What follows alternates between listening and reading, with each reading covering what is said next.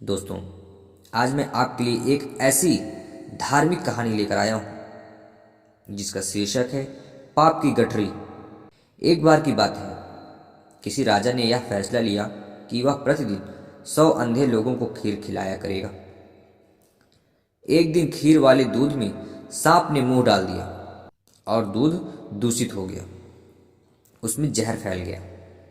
जहरीली खीर को खाकर 100 के 100 अंधे व्यक्ति मर गए। राजा बहुत परेशान हुआ कि उसे 100 आदमियों की हत्या का पाप लगेगा। राजा परेशानी की हालत में अपने राज्य को छोड़कर जंगलों में भक्ति करने के लिए चल पड़ा ताकि उसे इस पाप की माफी मिल सके और उसका पश्चाताप हो सके। रास्ते में एक गांव आया। राजा ने चौपाल में बैठे लोगों से पूछा कि क्या इस गांव में कोई भक्ति वाला परिवार है ताकि उसके घर रात काटी जा सके। चौपाल में बैठे लोगों ने बताया कि इस गांव में 2 भाई बहन रहते हैं जो खूब पूजा पाठ करते हैं। राजा उनके घर रात में ठहर गया। सुबह जब राजा उठा तो लड़की पूजा पर बैठी हुई थी। इससे पहले लड़की की दिनचर्या थी कि वह रोज दिन निकलने से पहले ही पूजा से उठ जाती और नाश्ता तैयार कर लेती थी। लेकिन उस दिन वह लड़की बहुत देर तक पूजा पर बैठी रही। जब लड़की उठी तो उसके भाई ने कहा कि बहन, तू इतनी देर से क्यों उठी है? अपने घर मुसाफिर आया हुआ है और उसे नाश्ता करके दूर जाना है। लड़की ने जवाब दिया कि भैया, ऊपर एक मामला उलझा हुआ था। धर्मराज को किसी उलझन भरी स्थिति पर कोई फैसला लेना था। मैं वही फैसला सुनने के लिए रुक गई थी, इसलिए देर तक ध्यान करती रही। उसके भाई ने पूछा, ऐसी क्या बात थी? लड़की ने बताया कि एक राजा अंधे व्यक्तियों को खीर खिलाया करता था,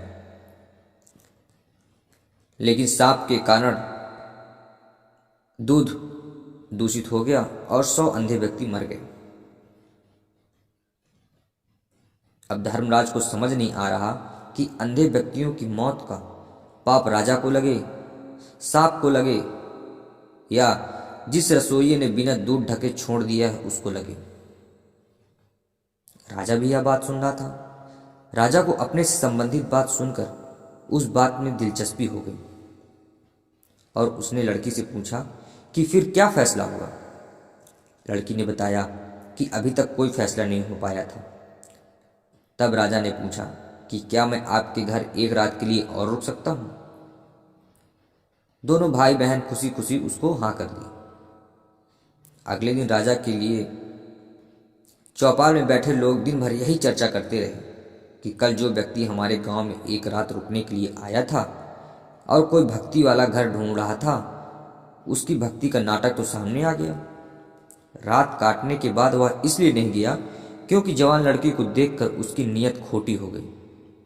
इसलिए वह उस सुंदर और जवान लड़की के घर पक्के तौर पर ही ठहरेगा या फिर लड़की को लेकर भागेगा। दिन भर चौपाल में उस राजा की निंदा होती रही। अगली सुबह लड़की फिर ध्यान पर बैठी और दिनचर्या के समय अनुसार उठ गई। तो राजा ने पूछा, बेटी, अंधे व्यक्तियों की हत्या का पाप किसको लगा? तब लड़की ने बताया कि वह पाप तो हमारे गांव के चौपाल में बैठने वाले लोग बांट कर ले गए।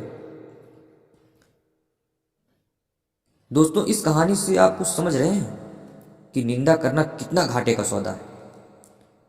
जो निंदा करता है वह हमेशा दूसरे के पाप को अपने सर पर ढोता रहता है और दूसरे के द्वारा किए गए उन पाप कर्मों के फल को भोगता रहता है। अतः हमें सदैव दूसरों की निंदा करने से बचना चाहिए। राधे राधे।